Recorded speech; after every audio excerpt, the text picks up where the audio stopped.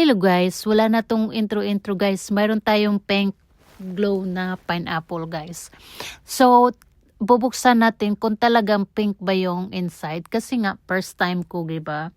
So, we'll see kung ano tong, talaga bang pink. Mangang-manga pa ako dyan guys. So, kasi pink na pink talaga. As in pink. So, ang isip ko naman, matamis kaya ito. So, excited ko tong, balatan. So, balatan na natin to guys. So, anyway guys, fun facts ng base sa aking pagsusuri o pagre-research, ay ito ay nadiscovery ng, wow! Nakapagmangha naman. First time nga guys. Okay, balik tayo doon sa story natin guys. So, base sa aking pagsusuri or pag-research, ito ay genetically engineered to produce higher levels of lycopenes, the antioxidant pigment that makes tomatoes and watermelon. So, to make this story short, this product is GMO. According to the DFA, is safe to eat.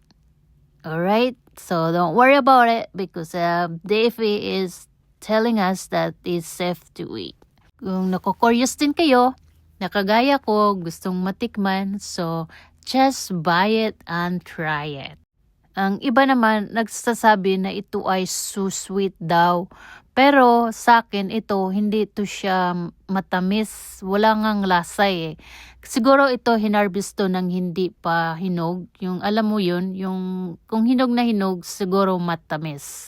So ang lasa pala guys ay parang may pagka tomatoes and may pagka watermelon. Yung alam yung zap ng watermelon. Ganun, malalasahan mo yan at malalasahan mo rin yung tomato guys. So, una ko palang tikim, sabi ko, hindi talaga ito ay natural na gintong may pink. Talagang nasa isip ko na to na GMO.